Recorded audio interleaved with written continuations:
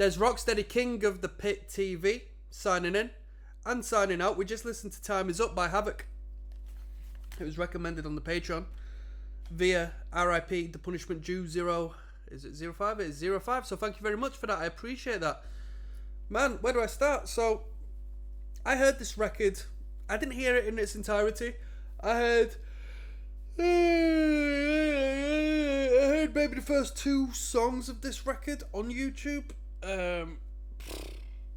Time back. Maybe around 2011 when it was initially released. The algorithm probably fed me it. So I listened to it. I'm surprised it's 2011 and not a little bit earlier, in all honesty. But I listened to this record, a couple of songs to start the record when it initially came out, and I was blown away then. What? Now I've had it back on, blown away again. And although the instrumental prowess is to be celebrated, like the band as a whole are really, really good. I think most of the magic of this record comes from the production value. I think the sparkly, high-end,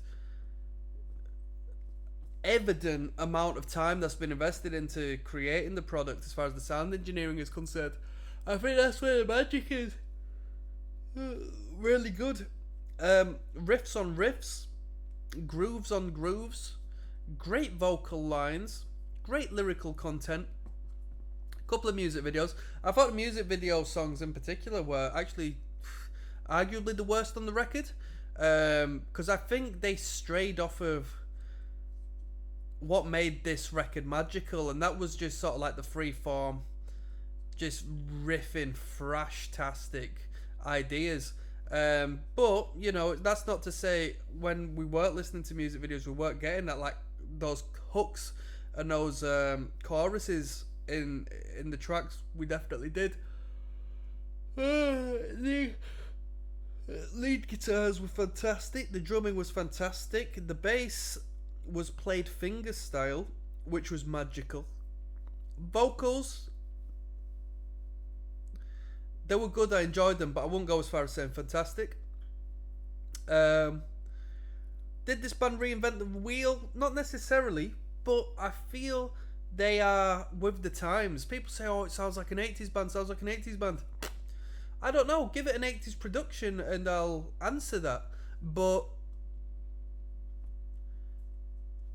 I think it sounded pretty bloody modern, in my honest opinion. Most of it came down to the sound production, but even as far as like the elements of the craft, the actual writing, the guitar work, and the drums double kick and so forth, I think it came across as quite modern. Is this band better than Municipal Waste? I can't give you an answer to that, but I can definitely put them on the same tier as far as quality of thrash metal music is concerned. If I was to rate this record, I'd give it I'll give it a 7.5. I'll give it a 7.5. Am I going to return to the record? Nah.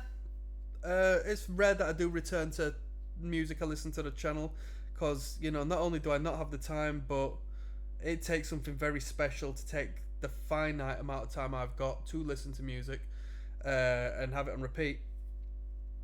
So I won't necessarily be returning, but if I was to see a band like this, if not this band, I'd be pleased. Yeah, lots of cool riffs, lots of cool ideas. Very heavy at points as well. You know, thrash metal bands might not necessarily be heavy, but this band is heavy. Quite regular as well, and that's absolutely brilliant. That being said, I'm signing out, people. I'll see you on the flip side.